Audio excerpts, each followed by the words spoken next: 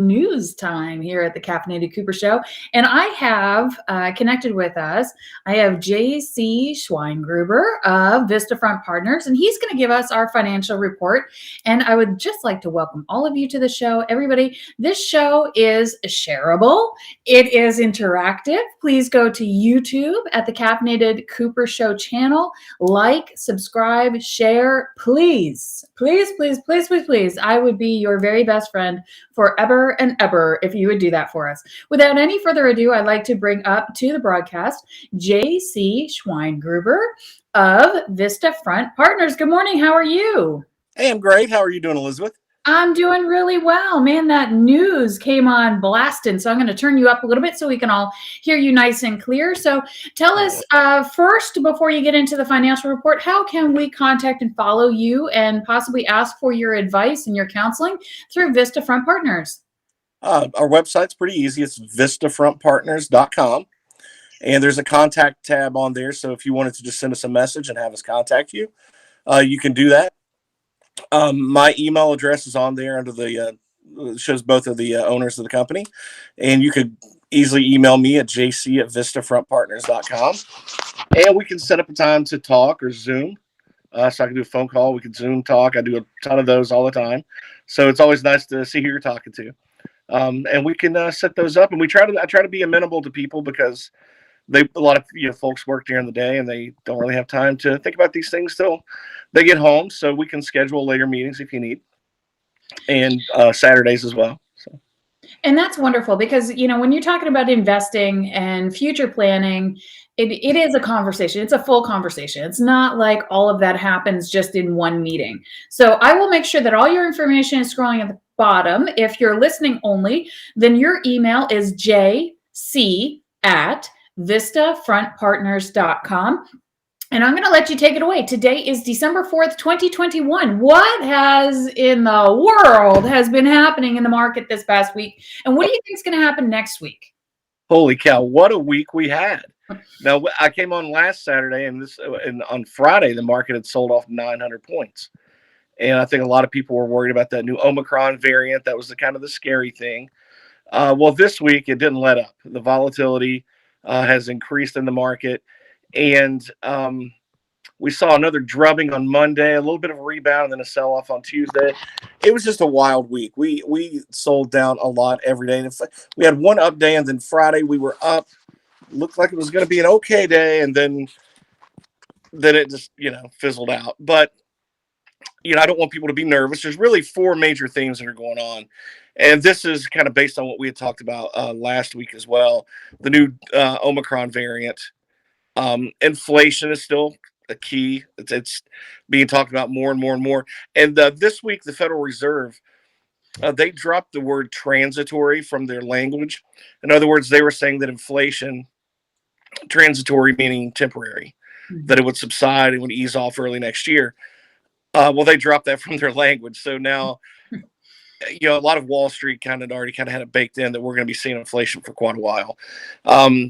And because of the inflation, they're going to be shortening their taper. And if you don't know what that is, I'll actually do a video on Vista Front Partners Facebook page to explain a little bit about what the taper is. And the Federal Reserve may be raising rates a little faster than maybe what people think next year. I don't want people to freak out about that because keep in mind, we have almost 0% interest rates. We are historically so low. It's ridiculous when it comes to interest rates. So, so that's nothing really to worry about. The other thing was a lot of profit taking this week. The market sold off tons this week, and that made a lot of investors just really nervous, and it just piles on. When you're thinking the market's going to sell off, why would you hang in there and take a beating? All right, so you're going to go sell, but that's kind of a mistake. I was a little excited this week, actually, and I know this is hard for investors to swallow, but when the market is down that much, that is such a buying opportunity. If you like a particular stock at 50 and now it's trading at 45, you should love it at 45. The same company, same good fundamentals. The dividend yields may get a little better if it pays a dividend. So I was looking at this week as a buying opportunity, and not each day, but a couple, 3 times during the course of the week when the markets were selling off, I was in there buying for our clients. And I don't know where the bottom is. No one does. If anybody says they do, then they don't. I wouldn't listen to them. But we're probably closer to a bottom than we are, than we were 2 weeks ago. So the volatility index is something I call the VIX. And if you watch Bloomberg or CNBC or Fox Business, you'll see down in the corner, it's VIX. And people may think, well, what the heck is that? VIX is just an index. It's a volatility index. It measures the volatility in the market. It's still pretty high. So I don't really expect things to get you never know day to day what's going to happen in the market, and you shouldn't trade on that guessing. But December may still be a choppy month. We may have some good days. We may have some bad days. The volatility index is up, so I expect more volatility and again, buying opportunity. Folks need to look at it as that. That's why it's a good idea, Elizabeth, for folks to keep cash in their portfolio. And I know when inflation is high, cash really sucks, for lack of a better term. Mm-hmm. But that's why you keep some cash when the markets sell off. You can actually take advantage of those down days. And prices are starting to look pretty attractive right about now. If you're selective with stocks, if you're someone that's say just into like index funds, you don't know where the bottom is. Go ahead, maybe get a little bit, put a little bit in this week, maybe a little bit next. Dollar cost average until you're comfortable putting more in. And nobody says you have to jump all in the pool all at once. You can just dangle your feet in, and get in a little bit at a time. So that's what I'm looking to do with my clients, and I sort of excited about the volatility keeping up because we kept dry powder, or in other words, cash available to take advantage of moments just like this for our clients. So I have a question for you. People get very, very nervous, and I tend to blame that on a lack of education as far as financial planning and investing, and just all the way down to the basics of budgeting and what do you do with your money. And we're generally a product of our generation before us. That's kind of how we learn about it, because it's just not taught like I believe it needs to be necessarily taught in elementary school, middle school, and high school. So Absolutely. With that said, people tend to hear these very scary words of inflation across the board. Then they see it, they feel it. Oh, wow, maybe I'm making a little bit more money in my job, or I just got a new job and I'm making a little more than I did. But oh my gosh, my housing costs, my food costs, everything's going through the roof. Limited supplies. We're hearing all these catchphrases and these words, and it makes people really scared. I want to ask you one question, and this is a little bit of educational training if you have a moment for us. What is the difference of someone saying, I have a pile of cash that I'm going to withdraw from the bank because I don't want anybody watching, and I'm just going to sit on the money itself, versus investing it? Why in a volatile market should someone still really be very, very invested into the market? Well, it's never really a good idea to take cash out of the bank to shove it under the mattress. For starters, if you have money in the bank, well, that's covered by FDIC insurance. You have money under the mattress and your house catches fire. Sorry about your luck, or flood or anything, really. In times of inflation, really what this is it erodes the purchasing power that you have. So keeping it in cash is never really a good option unless you need to use that cash for expenses. So that's really the only thing that I would tell people. Your money, you probably want to have this last for a long time. I tell people I talk about a 10-year time horizon all the time, and then I'll get a little pushback from somebody that's 65 and getting ready to retire. It's like, well, I need that money. I'm retiring. Yeah, that's true, but you still have, you're going to be retired for 20 years. So let's not talk about a 0-year time frame. We're talking 20 at this point.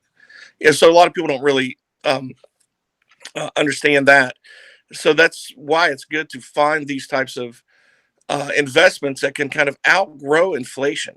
You don't want to lose purchasing power, especially the closer you get to retirement.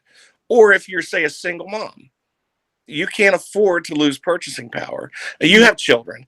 I don't care how much money somebody makes. You don't like losing purchasing power. No. Groceries cost a lot more, probably 15% more than it did this time last year.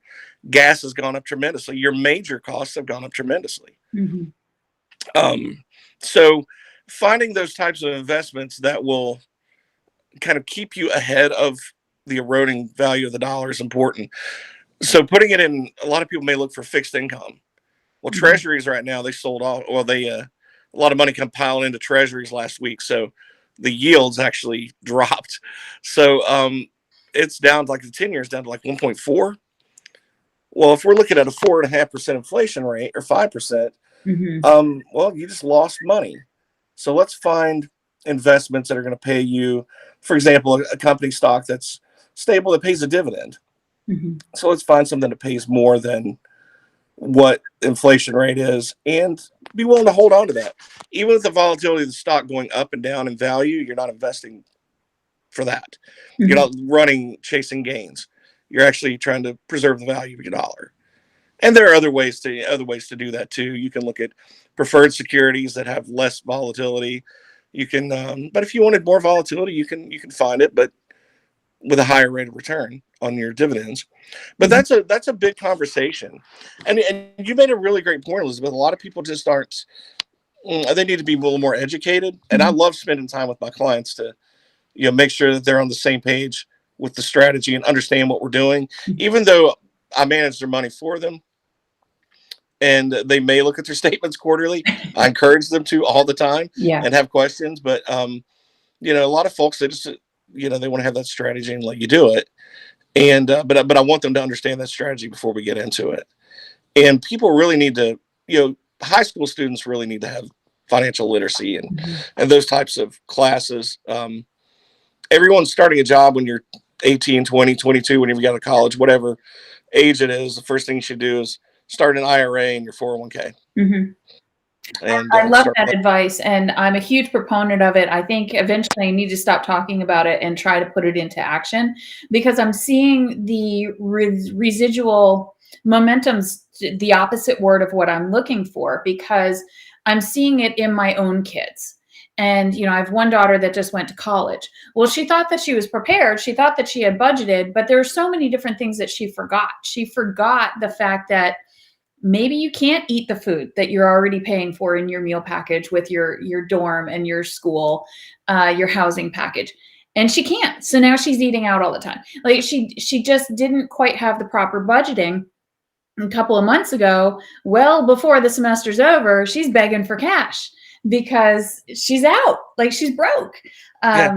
And it's so hard on the parent end of it to try to sit them down and talk to them because I have my ex-husband, we're both very cautious about how to spend the money. I don't like spending money. I shop way more than I have to because I've got to provide for all these kids. And each time I'm like, do we really need this? But it's sneakers. Like you got to put shoes on kids' feet. Yeah. It just seems like you're constantly outpouring money, money, money, money. So therefore, I think a deep root in education is really going to help the younger ones. And we're a little voiceless because we're mom and dad. Like they don't want to listen to us. So I think it would be a great thing to have people like yourself enter into the high schools and enter into the world of providing education for the young Yeah. people. So It's funny you say that. My business partner with Vista Partners, he's a college professor, hmm, and he actually goes into high schools and teaches this very same thing. thank you. He's doing it right now. You mentioned something about your daughter, and you got a couple of minutes because this is kind of a really important topic that I want to toss out here, um, especially for young ladies, and you'll know this as well. When I talk to couples, it's one thing to talk about how you invest together. When you talk to women specifically, there's you have to women need to approach investing very much differently because you don't have the same opportunities as men. Okay, Mm, especially single women with children, you don't have the same opportunities as men. And what I mean by that is, um, women live longer than men. So let's face it. mhm, And when you take a look at what the lifetime that a woman works and saves, Studies. I was reading a study. This is a little while back. I saw this in an article, and I can't remember where I saw it. Um, it's there was a if you have a mom with one child, right, single mom with a child, she earns 28%. I jotted these notes down. Actually, I have them somewhere. But she earns. Bear with me just a second here. I'm sorry about that. Oh, actually, here it is. My desk looks like something out of Einstein's picture. But studies show that uh, a mom with one child earns 28% less than a woman with no kids over their lifetime. Mm. Less earnings over the lifetime means lower Social Security income when you retire. Mm-hmm. And they actually had that number in there, and I jotted this down. It's actually 16% lower. Wow. Okay. Women, see, it says career. I'm just reading from my notes here. Sure. Women are more likely to take career breaks. Mm-hmm. And when they do, and well, not just women, but anybody, if they take a career break, they don't keep an eye on their 401ks, or they leave them behind. Right. And they don't reallocate their 401ks based off market conditions, or they may have funds that, let's face it, suck and are well underperforming, or they leave it in cash and don't know it. And a lot of people make these mistakes with their 401ks. But women live longer than men, and they have to make less income last longer. And I don't like that's the way it is in this society, or any society, but yet still that's the way it is. Women have caught up a lot in equality with income, but we're still not there yet. And women are more likely to take breaks for I think I put down several different reasons here. One, you have children. You receive. So I put down here. Sorry, I'm just. The children point, while you're looking through your notes, the children point is a big point. And I do have a viewer here with a question, so I'll get to him in just a moment. So hang tight with us, Ken. Welcome to the show. I have personally experienced this. I believe in my choices between my husband's. It was to keep mom at home to raise the children. And my first marriage obviously did not work. So I came out of corporate at a certain pay rate, at a certain level, with certain experience that I had worked really hard to gain, to come home to do another very, very important job, which was to raise my two girls. And then I had to re-enter. And that was my first experience of, oh my gosh, I've lost my marketability. So, and we all know my current husband, we were separated for 8 years. So there again, I have 3 more children. I came out of corporate again, had 3 more children, and my marketability was nil. It was nothing. So that was really challenging. I don't know how to remedy that other than just not being the one that stays at home with the kids. It's a difficult one. And so go ahead. What did you find in your notes? Yeah, just that you take career breaks or leave early to have kids. Another thing that I jotted down here was that if you have a parent, or either spouse has a parent that needs special care, most of the time it is the wife, the woman, who will leave the workforce again to do those types of things. Mm-hmm. So you have less time in the workforce, earning less than your equivalent peers, and facing the fact that when you retire, your Social Security income is going to be less too. Mm. And what made me think about this and kind of look this up a while back is, you and I, we've known each other for a while, and you knew that it's been a rough year, and you had lost a sister to COVID. My other sister lost her husband 3 weeks later to the day to COVID. Wow. So now she's a widow, and she's not much older than me, and she has a young daughter, and I'm thinking, how investing, the cards are stacked against folks that are in situations like that, because now you don't have the money to keep putting in your 401k that you thought you did before. So now some of that comes out too, and you have to think about these things. And so for your daughter's sake, as someone that's her age, what I would maybe encourage them to do is, once you get in the workforce, get that 401k, at least put as much in there that your employer is going to match. Right. And as early as you can, start a Roth IRA. I think I was, start a Roth IRA, because when you take that money out at retirement, it comes out tax free. So you're not getting your deduction early on, but it comes out tax free, and you'll need that to supplement that Social Security income down the road. And another option, and you hate to throw this out, but it depends on what your income level is, how much you saved, and what you're comfortable with in your long-term plan. But if you need to, women generally will wait a couple of extra years after their husband has retired before they retire, at 70, to get the maximum Social Security income, because you leave earlier, you get less. And you don't like the way the system works, but that's the way the system works right now. And until I think the change fully is incorporated, that that young women have the same opportunities as young men going in the workforce, if they choose to have kids and have a family, which you hope they do and are happy and have a great life. But you shouldn't be put behind the 8 ball because of that. And that's the point I wanted to make. When you mentioned your daughter, I thought, those are some things that I would encourage a young woman to do, is the 401k or 403b right away, depending on your employer, which plan you have, and doing a Roth IRA, and sitting down with discipline, because the guy going to work that earns a little bit more than that's her age, or earns a little bit more, can go through Starbucks 2 or 3 days a week and order that coffee, that $5 coffee.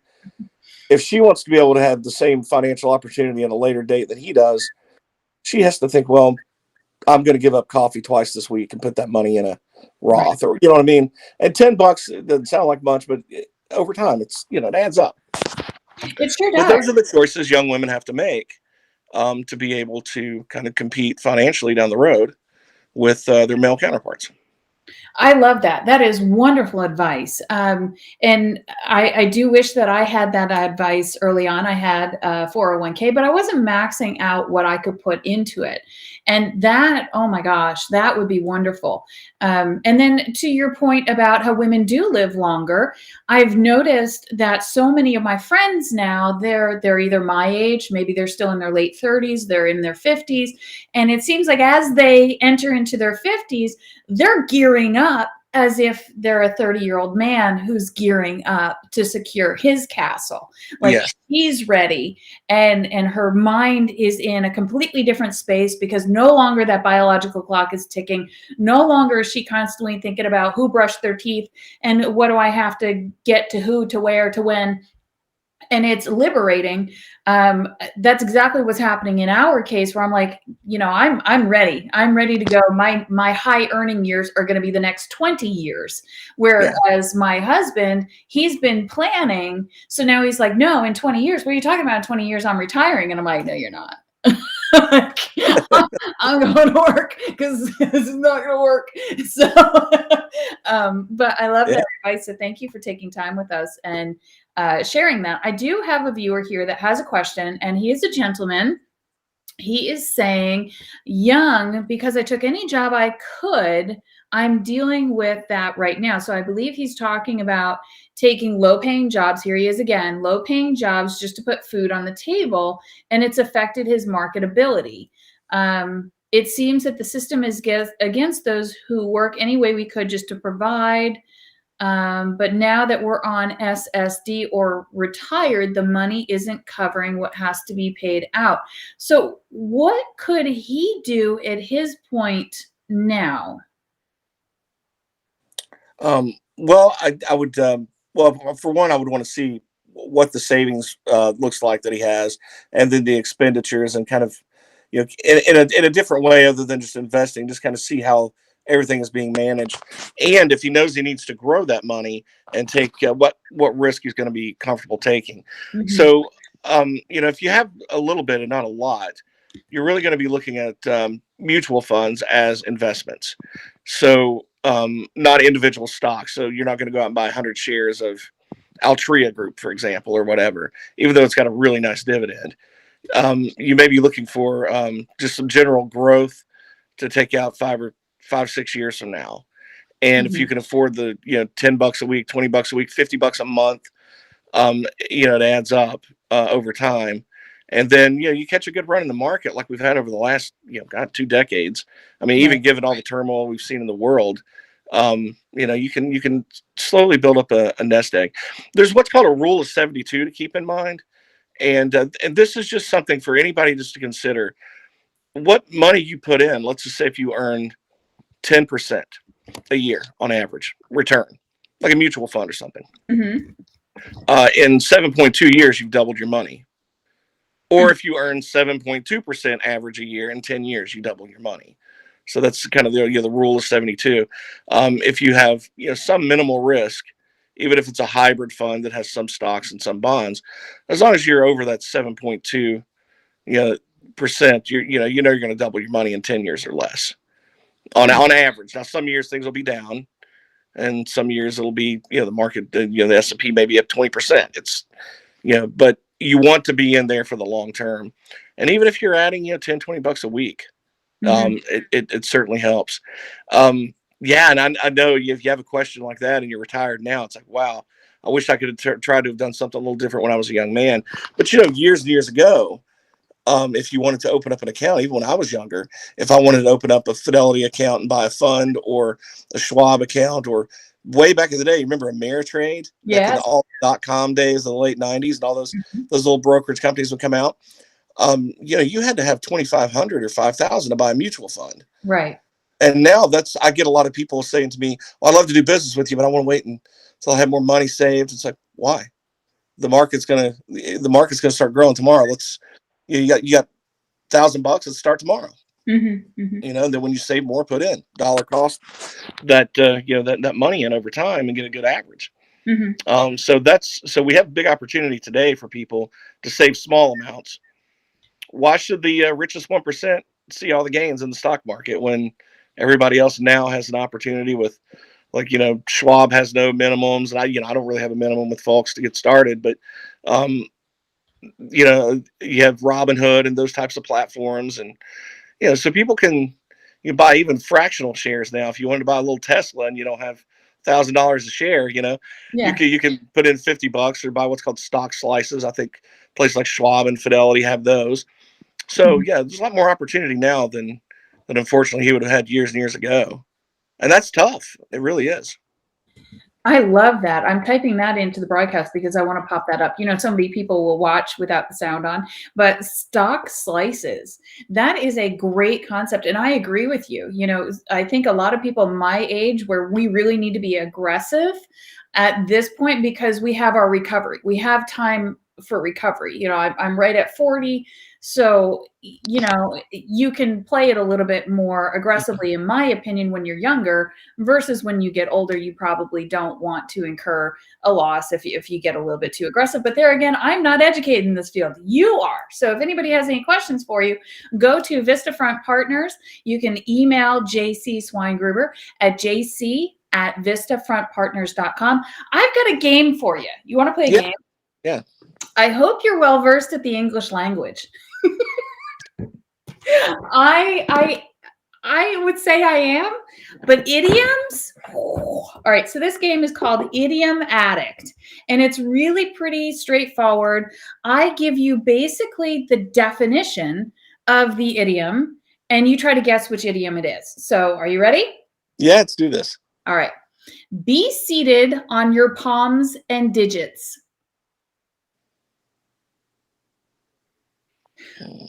Be seated on your palms and digits. This sounds like something easy on Jeopardy that I should get. I'm drawing a blank.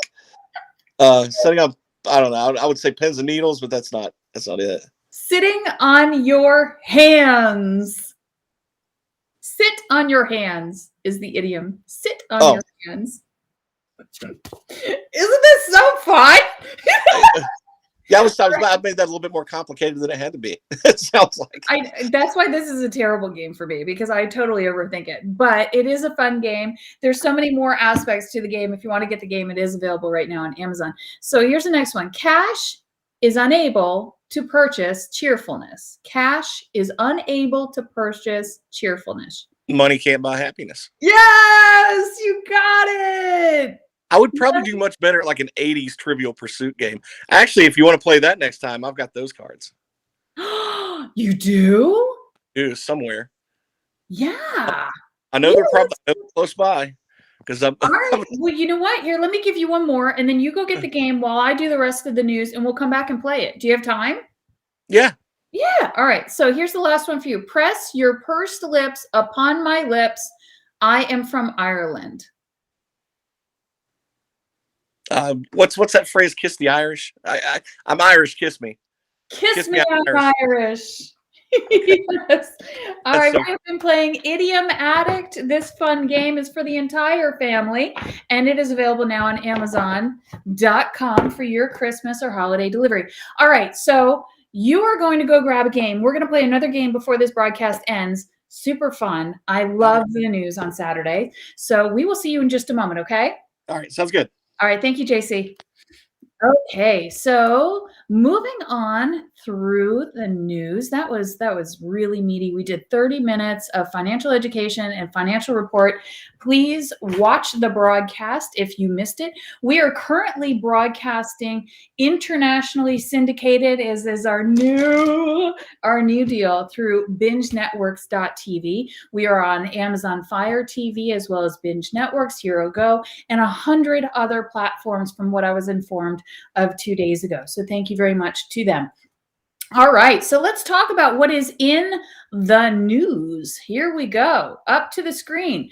McDonald's. Do you go to McDonald's very often? Well, McDonald's, the holiday pie, is available for purchase at McDonald's if you're lucky enough. And let's talk about how and why you might be lucky enough. So I do have a description in case you're like, what in the world, Elizabeth, is a McDonald's pie? Well, the McDonald's pie is said to taste like a sugar cookie. It's kind of like their apple pie. It's warm and it's got cinnamon and apples and it's got that flaky crust. Well, this is only different that they have sugar on top. So I guess it looks like it's a little bit sugar cookie glazed. And it's vanilla custard filled. So tucked inside in flaky, buttery crust is the vanilla custard pie.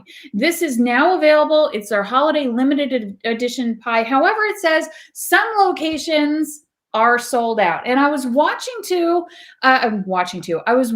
some news yesterday, and the current CEO, CFO of McDonald's, he was stating that they are struggling to receive some products, especially chicken.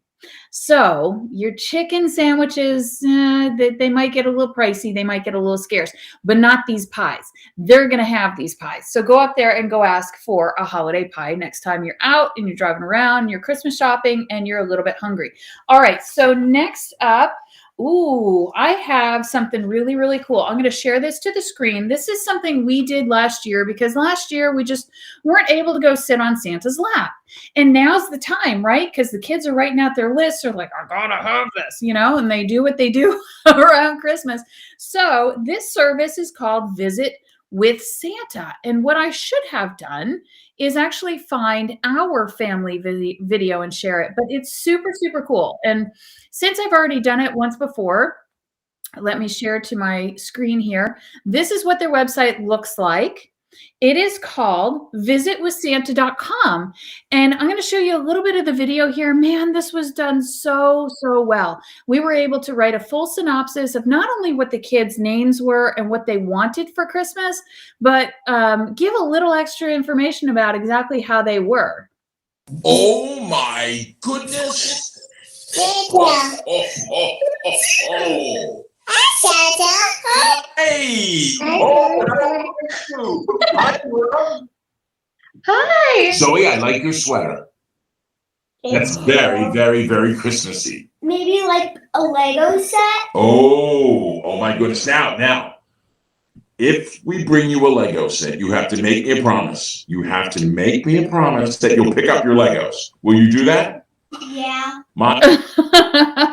Isn't that adorable? He did such a wonderful job with our kids, even my 20-year-old. And they were all just mesmerized by how Santa knew so much about them.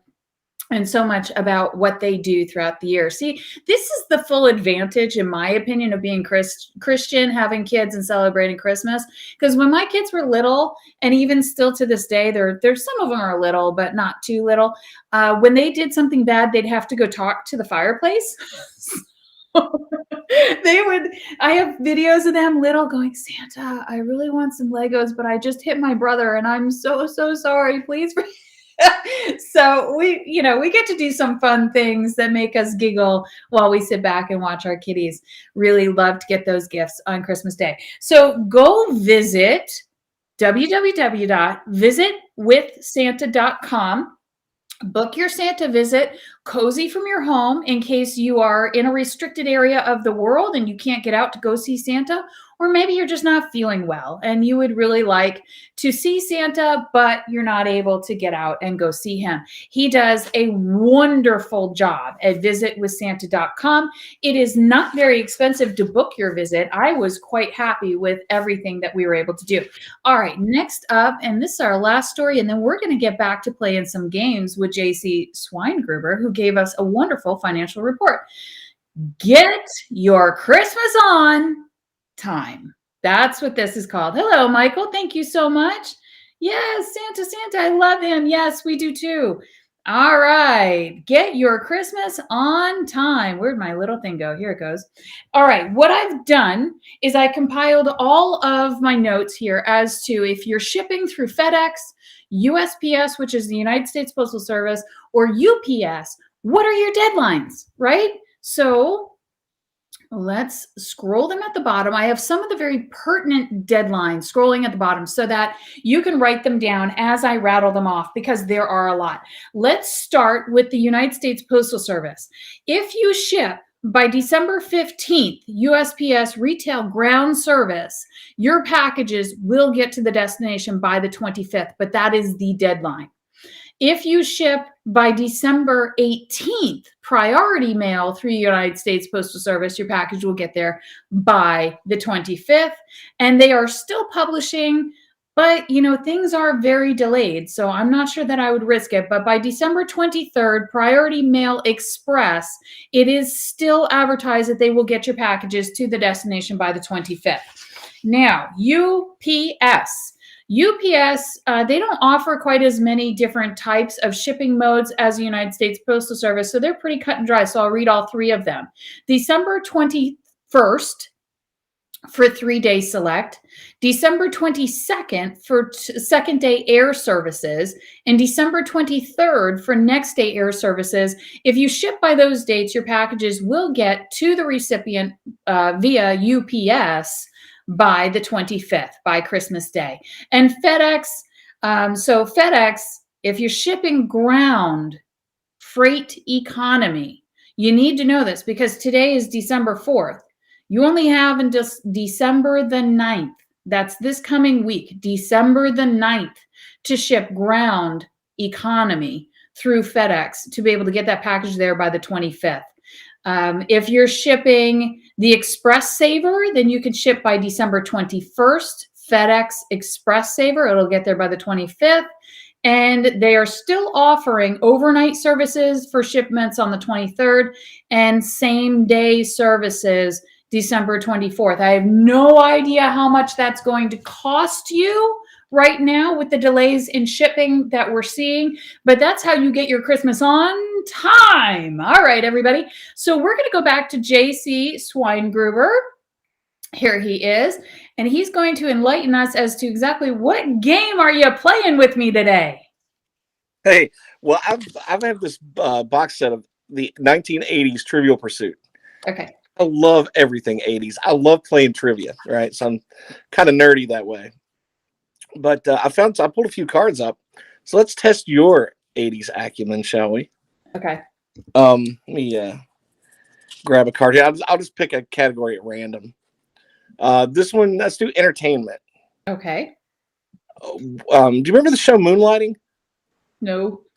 It had Bruce Willis and what was her name? Sybil Shepherd. Okay. All right. I don't believe I was really ever a viewer of it, but I do remember the show. I could try. I'll try. All right. Well, if you can't get this, I'll go to sports and leisure. You'll see if you get this one. All right. Right. What was the name of Curtis Armstrong's character on Moonlighting?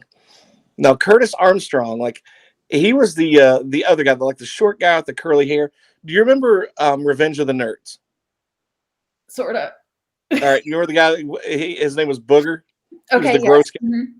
All right. That's Curtis Armstrong. So he was in that show. And do you remember what his name was? His character name? Characters, I don't. I never really watched the show. I'm going to take a random guess. Roger? No, but it was Herbert. Herbert. Okay.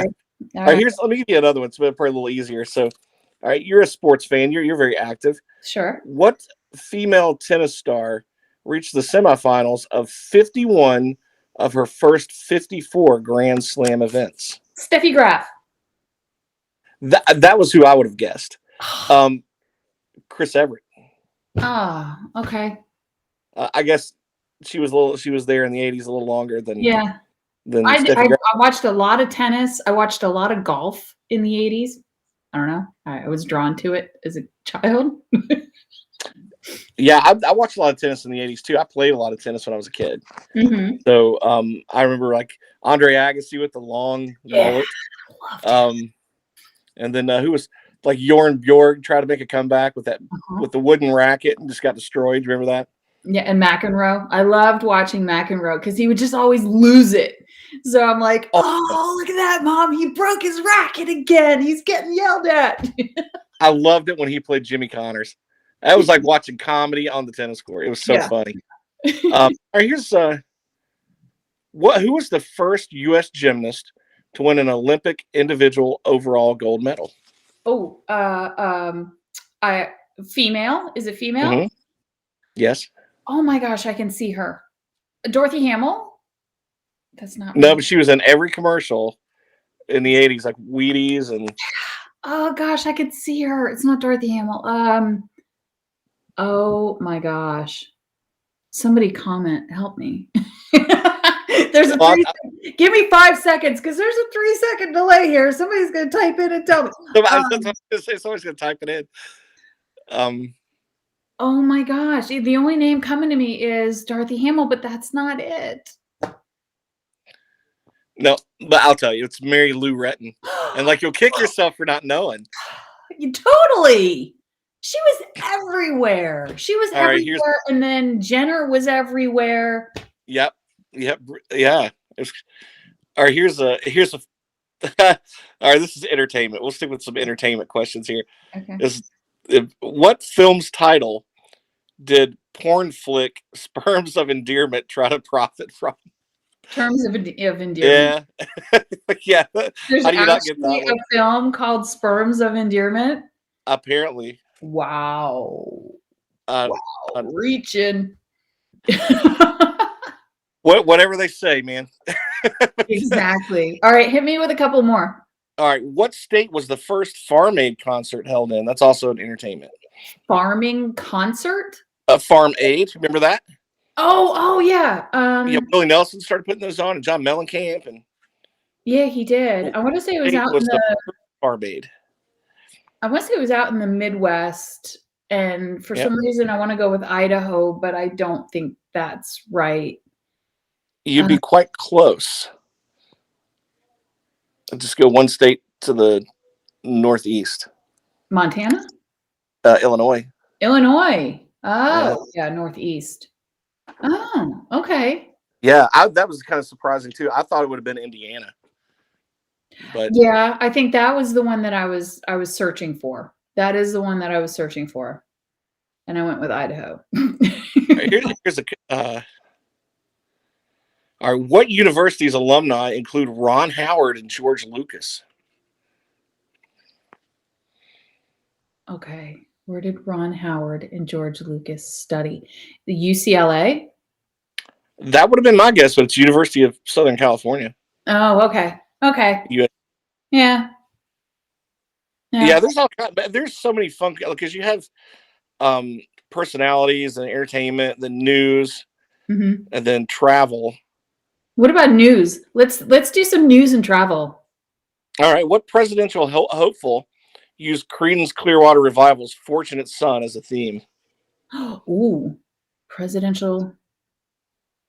That would be Bush Senior. It would have been his opponent, the right campaign.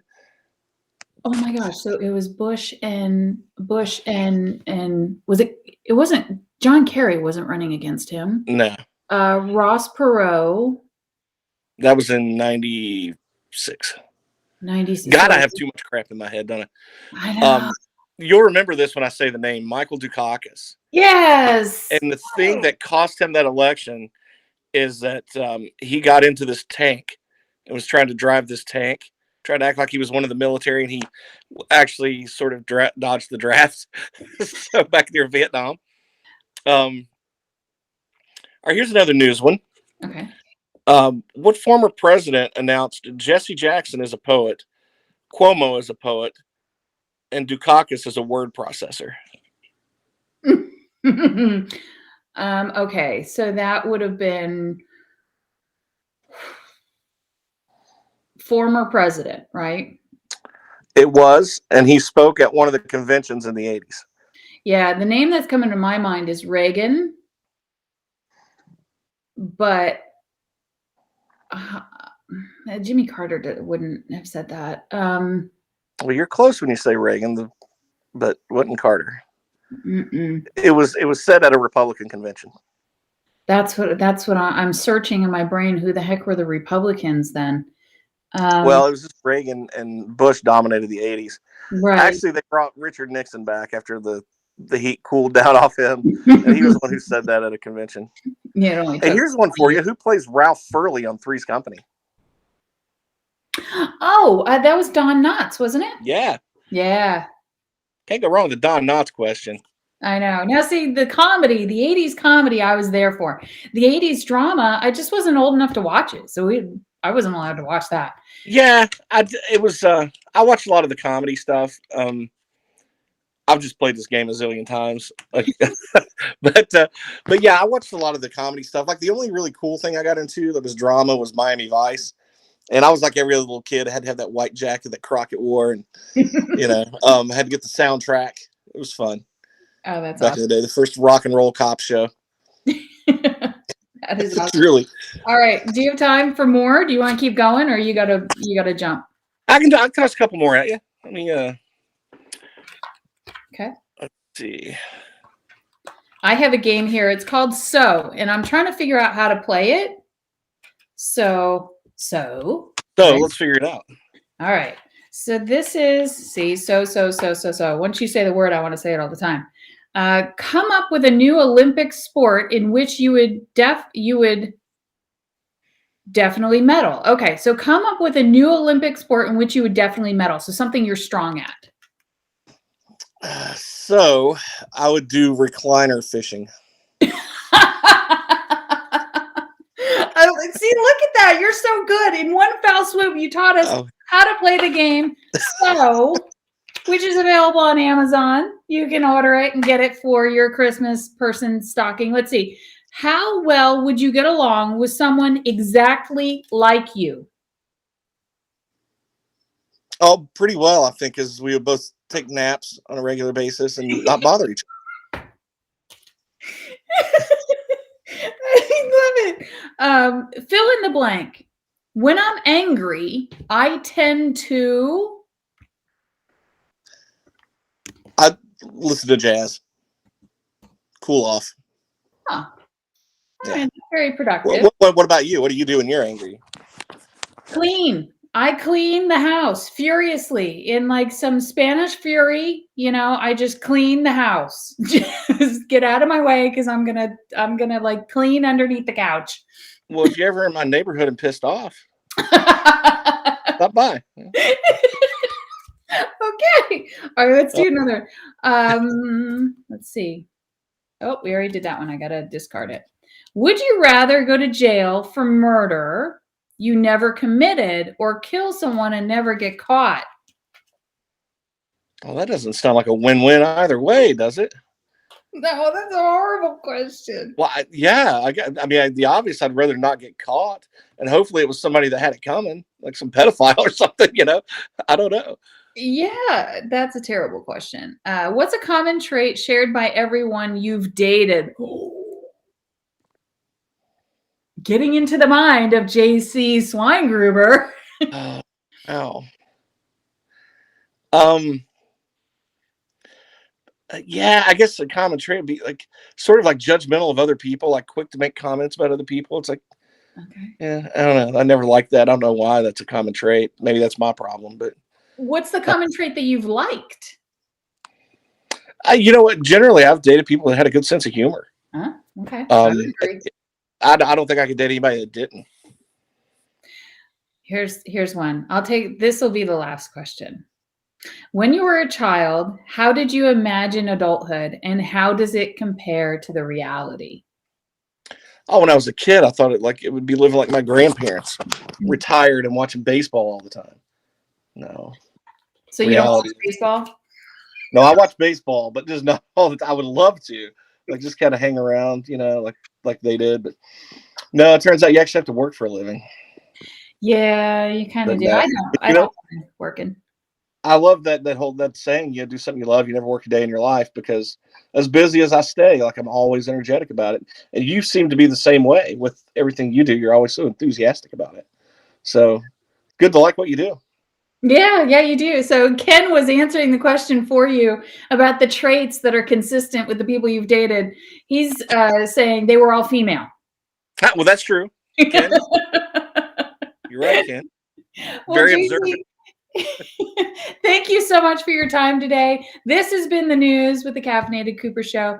Have a wonderful day, JC. Hey, thank you so much. You take care. All right, you too. All right, everybody. Until next time, I will see you Monday night with a brand new interview. So stay tuned and follow the show. Please like, share, subscribe on YouTube. Search us, the Caffeinated Cooper Show channel on YouTube. And always, you're invited to be interactive with the show. As always, we're blessed. You're blessed. And I love you guys. Have a wonderful day.